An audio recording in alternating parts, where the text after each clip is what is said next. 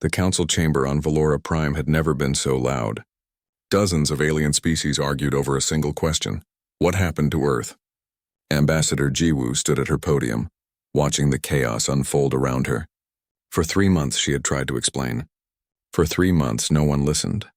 The screens above the chamber showed the same image they had displayed for 92 days.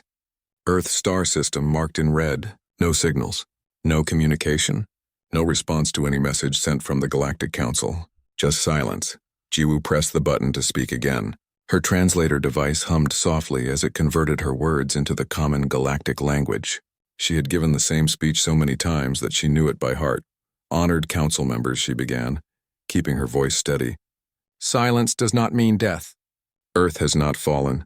My government chose this blackout for strategic reasons that I cannot fully explain. But I assure you humanity still stands. Chancellor Vrexus rose from his seat. The Kelthran leader was tall and covered in dark scales that reflected the chamber's blue light. His voice boomed across the room without need for a translator. Strategic reasons? He said with a harsh laugh. Ambassador, your people have not sent a single message in 3 months. Not to allies. Not to trade partners. Not even to their own representatives scattered across the galaxy. This is not strategy. This is catastrophe. Several council members nodded in agreement. Jiwoo felt her stomach tighten. She had no proof to offer them. Earth had gone dark without warning, even to her. The last message she received from home was a simple order: trust us and wait. So she waited. And while she waited, the galaxy made plans. Far from Valora Prime, Commander Taeyong stood on the bridge of Sentinel-7, humanity's defense station at the edge of their territory. His crew worked quietly at their stations, monitoring the space around them. Everyone felt the tension. Commander, his communications officer, called out. 3 alien fleets are gathering at the border. Kelthran, Vorsian, and Helix forces. They are not hiding their movements. Taeyong studied the tactical display. Over 200 ships from 3 different species, all positioned just outside human space. They were waiting for something. Permission, perhaps, or just the right moment. Any word from Earth? He asked, though he already knew the answer. No, sir. Still nothing. Taeyong nodded slowly. His orders had been clear before the blackout began. Hold position. Observe. Do not engage unless directly attacked. Trust the plan.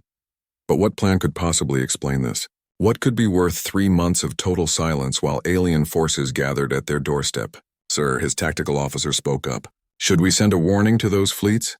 Let them know we are still here? No, Taeyong replied. If Earth wanted them warned, Earth would warn them. We follow our orders. Back in the council chamber, Chancellor Vrexus was presenting his proposal. A holographic map floated above the chamber floor, showing human territory divided into 3 sections. Each section was marked with the flag of a different species. The facts are simple, Vrexus said, pointing at the map. Human space has been silent for 3 months. No government responds. No military defense. No civilians communicate. Under galactic law, territory that cannot be defended can be claimed by those who will protect it. Jiwoo shot to her feet. Her translator struggled to keep up with her angry words. This is not abandoned territory. These are our worlds, our stations, our people. You cannot simply claim them because we chose to go quiet. Can we not? Vrexus turned to face her directly.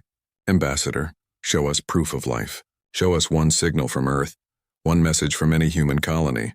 Give us any evidence that your species still exists as an organized civilization. Jiwoo opened her mouth, then closed it. She had nothing. No proof, no evidence. Just her own words and the faith that her government knew what they were doing. The chamber fell silent as council members looked at her, waiting. Some faces showed sympathy. Others showed greed. All of them showed doubt. I cannot provide what you ask, Jiwoo said quietly. But I warn you, do not mistake silence for weakness. Do not assume that because you cannot hear us, we are not there. Empty threats, Vrexus said dismissively. He turned back to the council. I call for a vote. Should human territory be declared abandoned and available for protective occupation? Jiwoo watched in horror as hands, claws, and tentacles rose around the chamber. The vote was not unanimous, but it was clear. Humanity's territory was now considered fair game. Within hours, the 3 waiting fleets received permission to enter human space. Their mission was simple: secure strategic locations and establish new territorial claims. They expected no resistance. Tae-young watched them cross the border.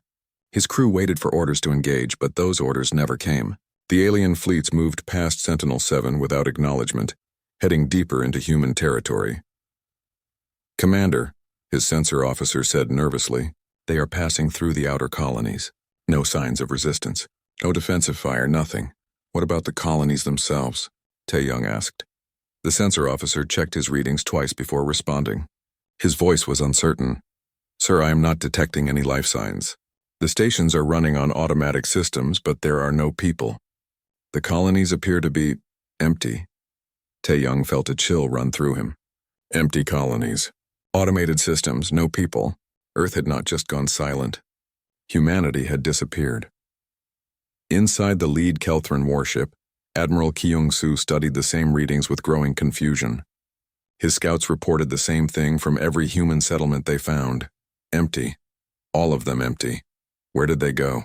His tactical officer wondered aloud. Kyung-soo did not answer. He was too busy watching his sensor displays. There were no human ships in sight, no defensive platforms, no mines or traps, just empty space and abandoned stations. It should have felt like victory. Instead, it felt like walking into a trap. As the three alien fleets pushed deeper into human territory, none of them noticed the small distortions in their sensor readings. None of them detected the quiet ships that watched from the darkness between stars. And far away, in a hidden location that no alien sensor could find, millions of humans waited. They had been training, building, preparing. Earth had not fallen silent because it was weak.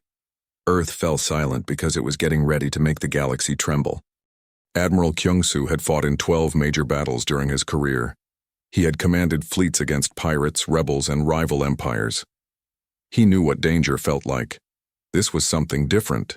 This was worse. His fleet had been inside human territory for 6 days. In that time, they had found 17 abandoned colonies, 43 empty stations, and 0 humans. Every facility was intact. Power systems still ran. Life support functioned perfectly. But there was no one home. "This is not normal," his tactical officer said for the 3rd time that day. "Sir, entire populations do not just vanish. There should be signs of evacuation, ship traffic, supply runs. Something." Kyung-soo stared at the tactical display. 3 fleets had entered human space. His Kelthran force held the center position. The Vorsian fleet advanced through the northern sectors. The Helix ships claimed the southern regions. All of them reported the same thing. Empty space. Ghost colonies. "Send another message to the other fleet commanders," Kyung-soo ordered. "I want hourly updates on their positions and findings, and increase our sensor sweeps. If there is anything out here, I want to know about it." The officer nodded and turned back to his station. Kyung-soo did not tell him about the growing unease in his chest. A good commander did not share his fears with his crew. But the fear was there, and it was getting stronger. 2,000 kilometers away, hidden inside a debris field that used to be a mining station, Scout leader Minha watched the Kelthran fleet through her ship's sensors. Her vessel was small, barely, larger than a shuttle, and equipped with the most advanced stealth technology humanity had ever built. The aliens could not see her. Their sensors passed right through her position without detecting anything. She was a ghost in their machines. "Target confirmed," she said quietly into her communicator. "Kelthran flagship, 230 ships in formation. They are heading toward the Arcturus station cluster." "Copy that," a voice replied from somewhere far away. "Continue observation. Do not engage unless authorized." "Understood," Mina said. She switched off the communicator and returned her attention to the display. Her orders were simple: watch, record, wait. But she had another task, one that was not written in any official orders. Make them nervous, make them doubt, make them wonder if they were truly alone in this empty space. She checked her weapons systems. Everything was ready. On Valora Prime, Ambassador Jiwoo sat alone in her quarters. The council had adjourned for the day, but the damage was done. Human territory was being carved up while she watched, and there was nothing she could do about it. Her communication console chimed. She almost ignored it. Most messages these days were from other ambassadors offering sympathy or asking questions she could not answer. But something made her look at the screen. The message was encrypted with a code she had not seen in months. A code that only Earth Command used. Her hands shook as she entered her decryption key. The message was short. Ambassador Jiwoo, Earth stands. Continue your work at the Council. Trust the silence. More information will come when the time is right. Stay strong. That was all. No details. No explanation. But it was enough. Earth had not fallen. Humanity was still out there. And they had a plan. Jiwoo read the message 3 times, then deleted it. She stood up and walked to her window. Outside, alien ships moved through the station's traffic lanes. They had no idea what was coming. She smiled for the first time in 3 months. Back in human territory, things started to go wrong for the invasion fleets. Small things at first. A patrol ship lost contact with its squadron for 2 hours, then reappeared with no explanation. Sensor readings showed ghost contacts that vanished before weapons could lock on. Equipment malfunctioned at random intervals. Admiral Kyung-soo reviewed the reports with growing alarm. 17 separate incidents in 3 days. His maintenance crews found nothing wrong with the ships. His security teams discovered no sabotage. But the problems continued. "Sir," his communications officer called out suddenly. "We just received a transmission. It is addressed to you personally." "From who?" Kyung-soo demanded. The officer's voice was uncertain. "It says it is from humanity, but that is impossible. There are no humans in this sector." "Play it," Kyung-soo ordered. The main view screen flickered to life. A human woman appeared, wearing what looked like a military uniform. Her expression was calm, almost friendly. "Greetings, Admiral Kyung-soo," she said in perfect Kelthran. "My name is Scout Leader Minha. I wanted to introduce myself since we have been neighbors for the past week. You have been wondering where all the humans went. The answer is simple. We are right here. We have been watching you since the moment you crossed our border." Kyung-soo felt his blood run cold. The woman continued speaking. "Your patrol ship that lost contact? We disabled its communications for exactly 2 hours. The ghost contacts on your sensors? Those were us letting you know we are here. The equipment malfunctions. We could have destroyed those systems, but we chose not to. Consider it a professional courtesy." She leaned closer to the camera. "You came here thinking we were gone. You came here thinking our territory was undefended. You were wrong. We are here. We are watching. And we know everything you are doing. I suggest you discuss this with your superiors. Human space is not abandoned. It is simply waiting." The transmission ended. The bridge was silent. "Sir," the tactical officer said quietly, "what are your orders?" Kyung-soo could not answer. His mind was racing. They had been watched for a week. Everything his fleet had done, every movement, every scan, all of it had been monitored. The humans had not just disappeared. They had been hiding, waiting. "Contact the other fleet commanders," he finally said. "Send them the recording. We need to discuss our situation." But before his officer could respond, alarms began to sound throughout the ship. The tactical display lit up with warnings. Behind them, cutting off their retreat path, dozens of automated defense platforms were powering up. Weapons that should have been offline were now active and targeting their fleet. And in front of them, the space they had thought was empty suddenly filled with contacts. Ships appeared on sensors, hundreds of them dropping their stealth systems all at once. They had been surrounded for days without knowing it. The communications console came alive with a new transmission. This time it was a man's voice, calm and professional. "Attention all vessels in human space. This is Commander Tae-young of the Earth Defense Force. You have entered our territory without permission. You have violated our sovereignty. You now have 2 choices. You can attempt to fight your way out and discover what 3 months of preparation has built, or you can listen to what we have to say. Choose wisely. You have 5 minutes to respond." Admiral Kyung-soo looked at his tactical display. His fleet was trapped. The other 2 invasion forces were reporting the same situation. Surrounded. Outmaneuvered. Caught. Earth had not fallen. Earth had been planning, and now the trap was sprung. The Galactic Council chamber had never been more crowded. Every major species sent representatives.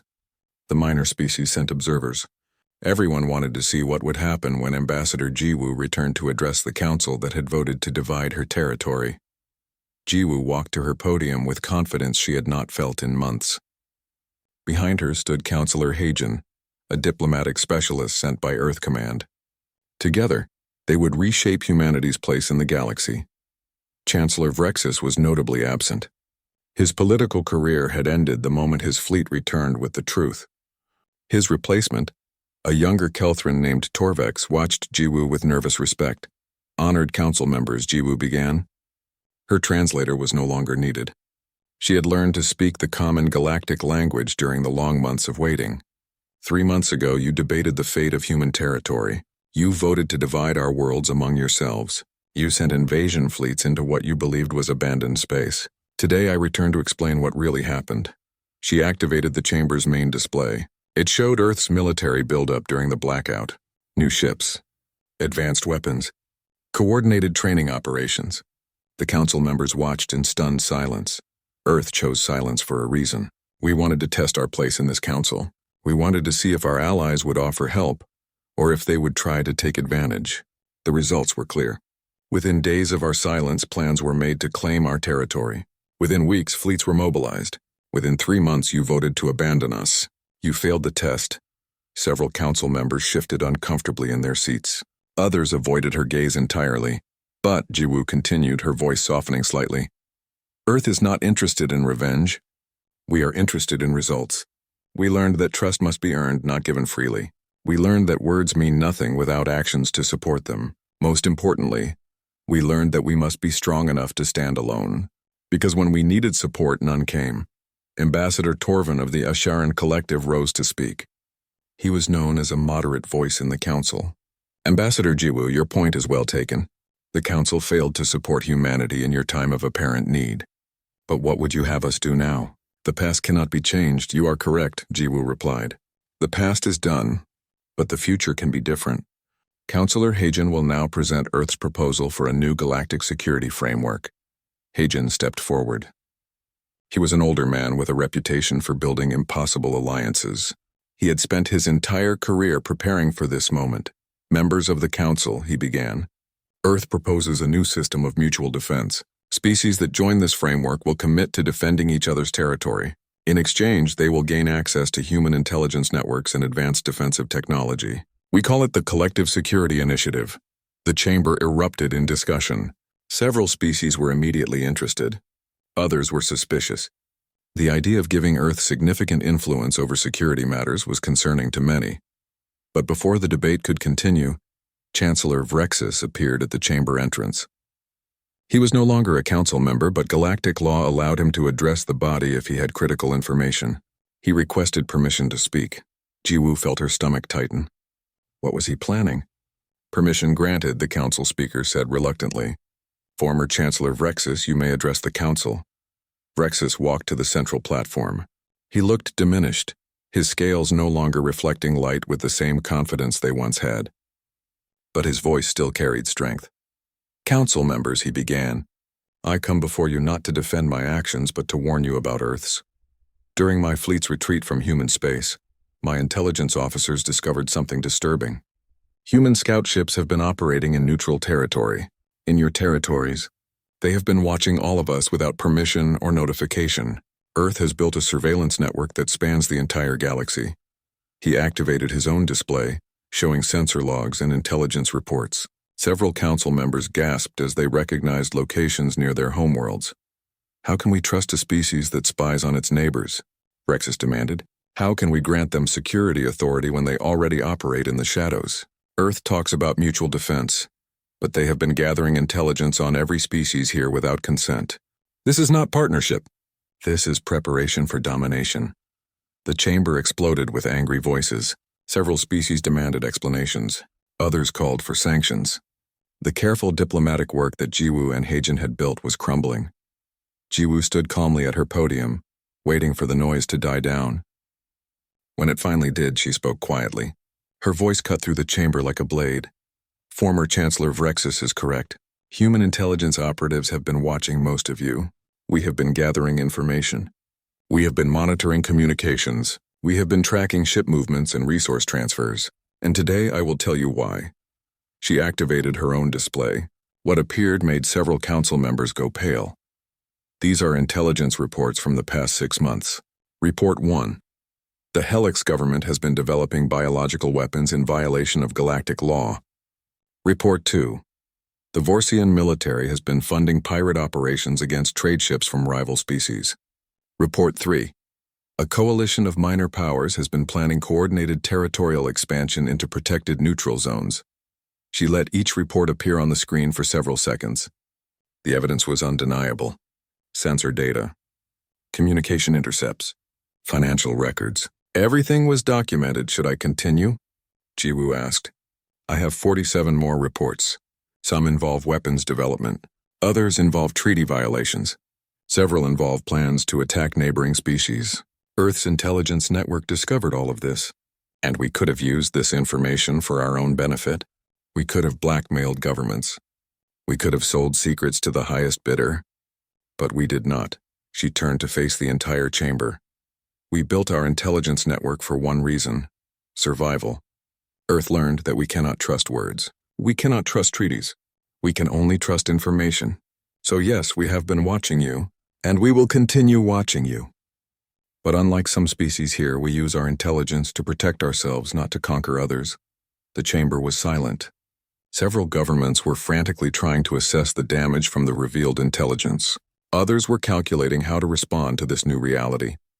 Councillor Heijin stepped forward again. His voice was calm and professional. Members of the Council, Earth's proposal still stands. We offer to share our intelligence capabilities with species that join the Collective Security Initiative. Imagine what your governments could accomplish with accurate, real-time information about threats to your territory. Imagine how much safer your people would be. Ambassador Torvin was the first to respond. He stood slowly, his expression thoughtful. The Asherin Collective wishes to discuss membership in this initiative.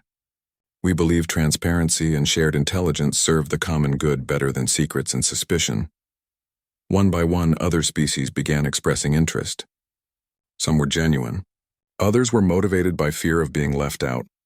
But the result was the same. Within 2 hours, 17 species had requested formal discussions about joining Earth's security framework.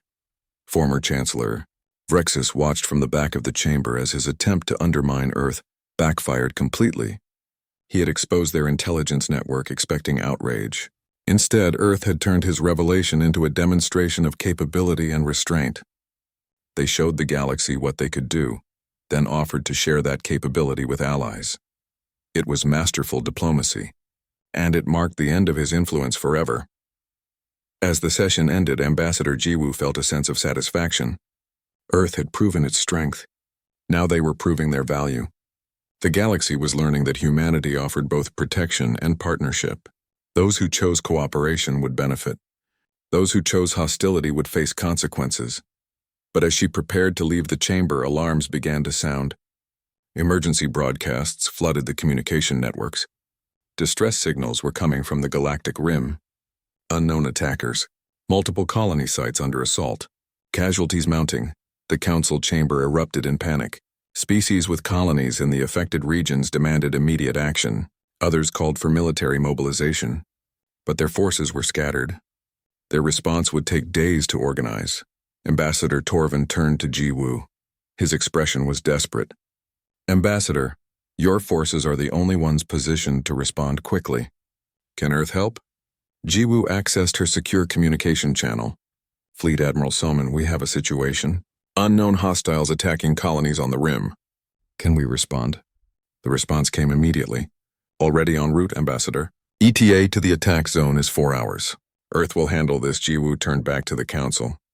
Her voice was steady and confident. Earth's fleet is already moving to intercept. We will protect those colonies. This is what partnership looks like. The galaxy was watching, and Earth was about to show them exactly what humanity had become. The colony on Epsilon Tertius had been burning for 3 hours when Fleet Admiral Soman's battle group arrived.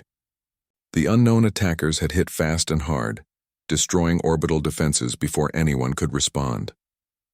Evacuation ships fled the surface while enemy vessels pursued them without mercy. Soman studied the tactical display with calm focus. 17 enemy ships, heavy weapons, advanced shielding. They moved with precision and confidence.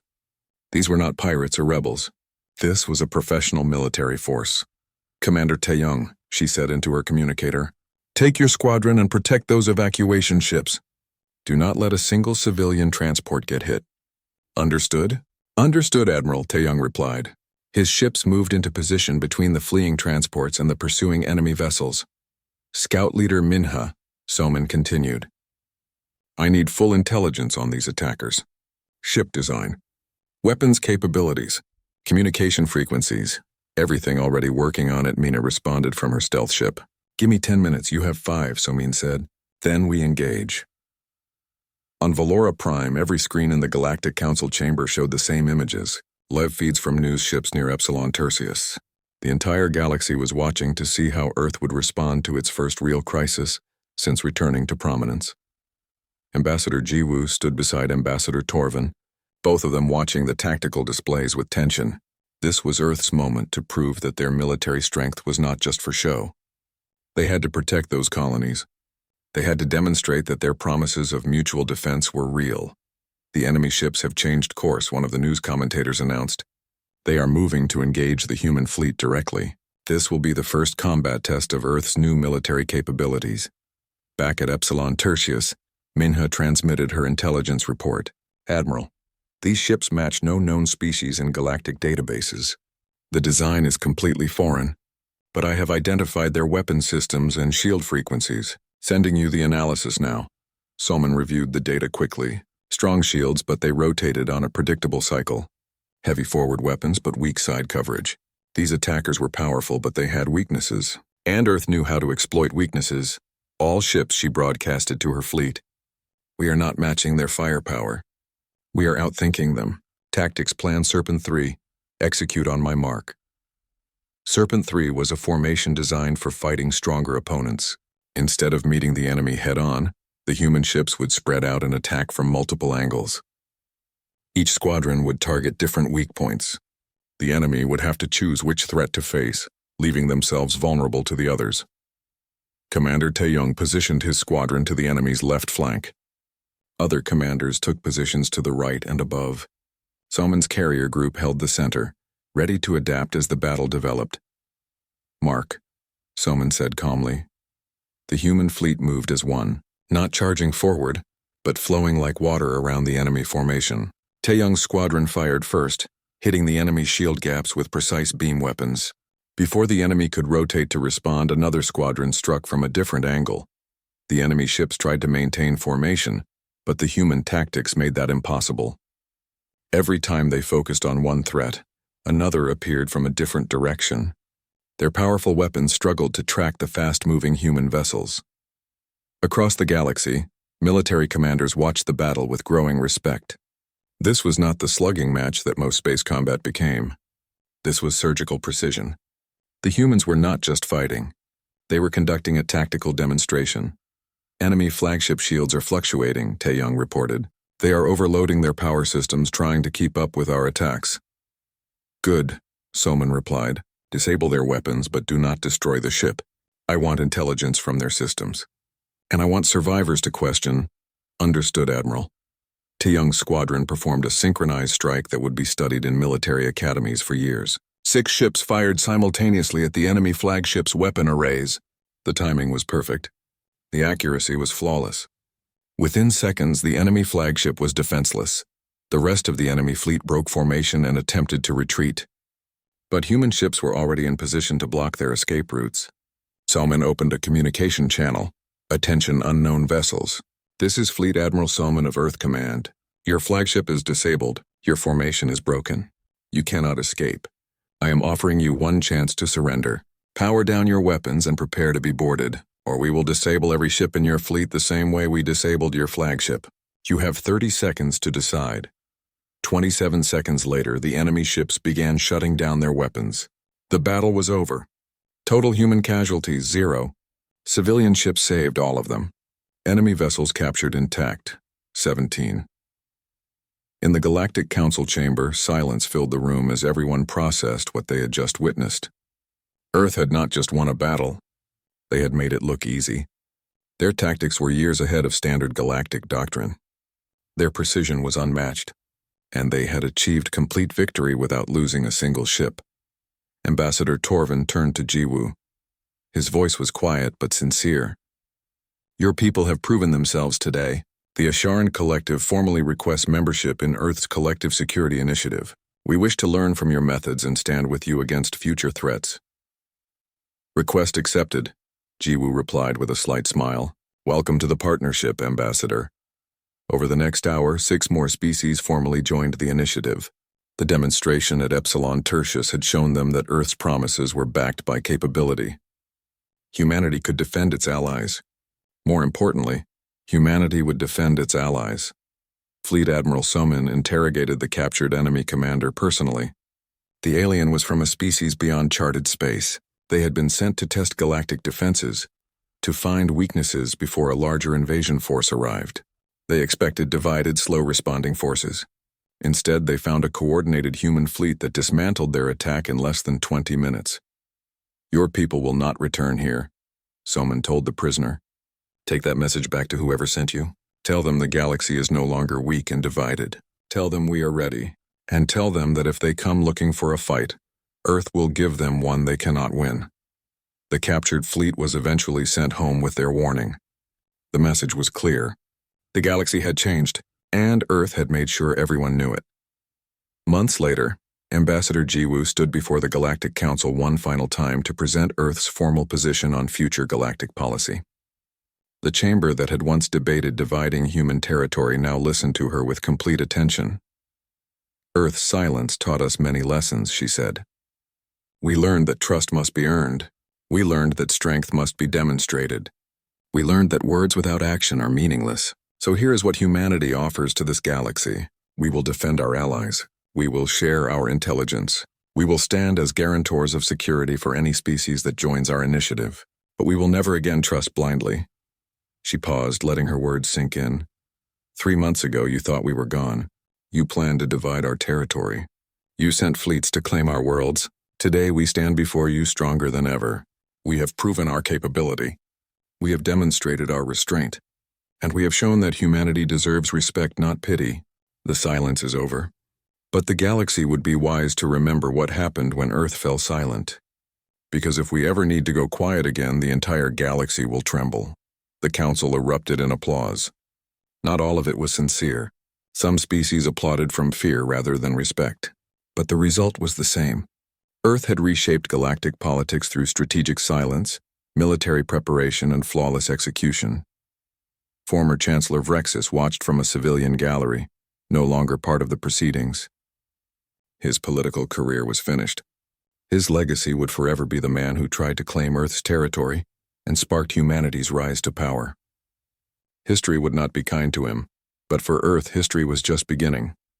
Fleet Admiral Somin returned to Earth orbit with her fleet. The construction yards that had built humanity's new military were now being converted to civilian manufacturing. The emergency was over. Life could return to normal, but Earth would never truly lower its guard again. Scout leader Minha and her teams continued their work throughout the galaxy. The intelligence network grew larger every day. No major event would ever catch Earth by surprise again. The watching had become permanent. Commander Taeyong trained the next generation of human officers in the tactics that had proven so effective at Epsilon Tertius. The military that Earth had built during the silence would not be dismantled. It would evolve and improve, and on colonies throughout human space, civilians returned to their homes. Children asked their parents about the Great Silence, about the months when everything changed. The parents told them stories of humanity's patience, preparation, and ultimate triumph. Those children would grow up in a galaxy that respected Earth. They would live in a time when humanity was no longer seen as newcomers or junior partners, but as protectors and leaders. They would inherit a civilization that had learned the most important lesson of all. Fleet Admiral Somin had been planning this moment for 8 months.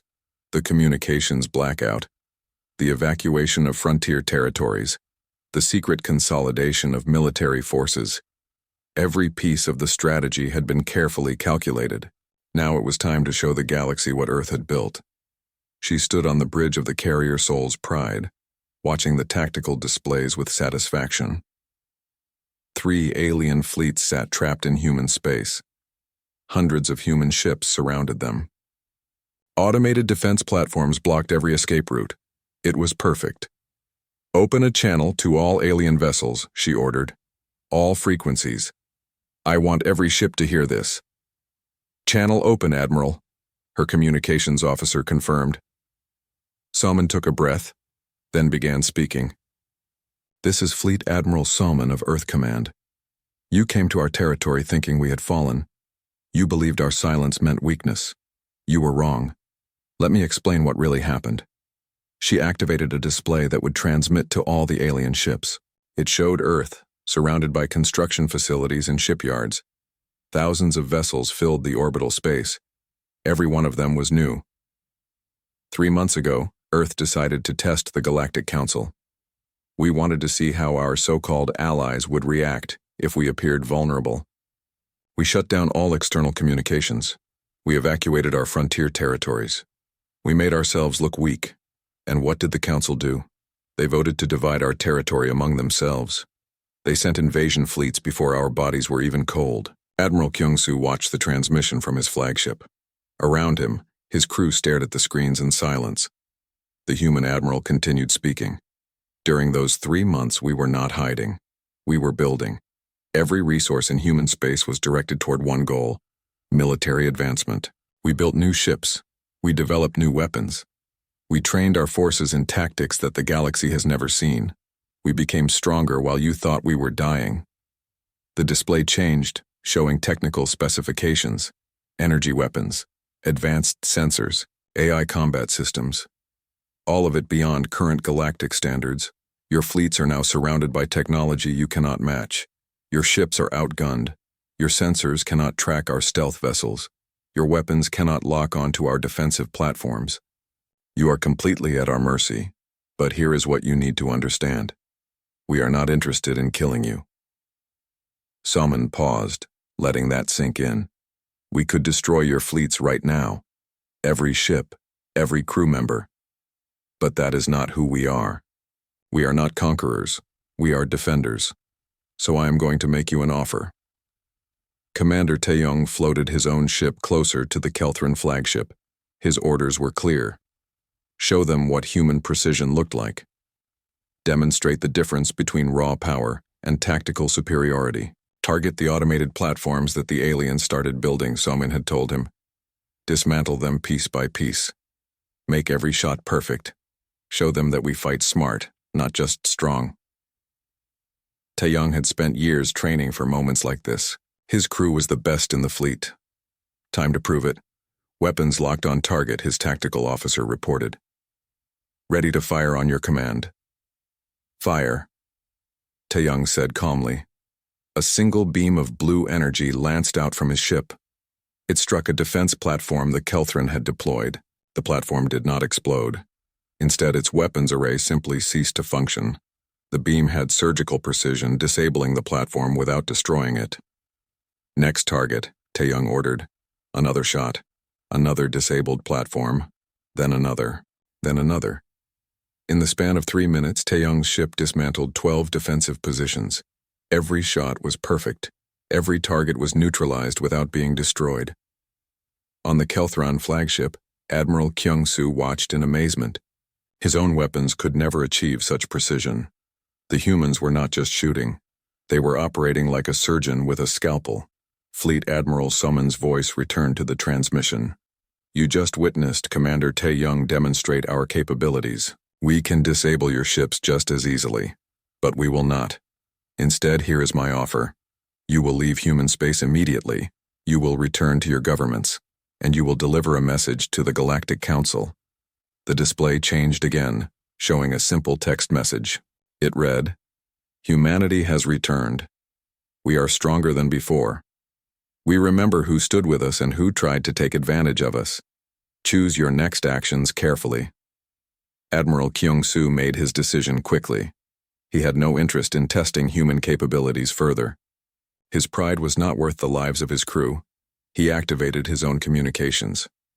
Fleet Admiral Soman, this is Admiral Kyung-soo. I accept your terms. My fleet will withdraw immediately. We will deliver your message to the Council. Good choice, Admiral, Soman replied. We are opening a corridor for your departure.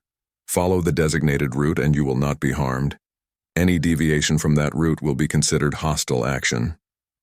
Am I clear? Crystal clear, Fleet Admiral, Kyung-soo said.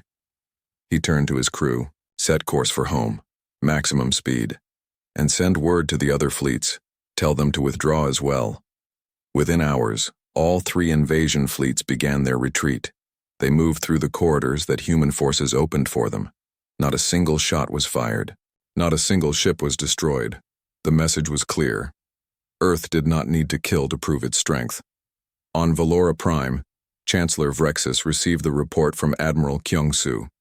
He read it 3 times, unable to believe what it said. Earth had not fallen. Earth had been preparing, and his own arrogance had walked his forces into a trap. His political career was over. He knew that immediately. The other council members would crucify him for this mistake.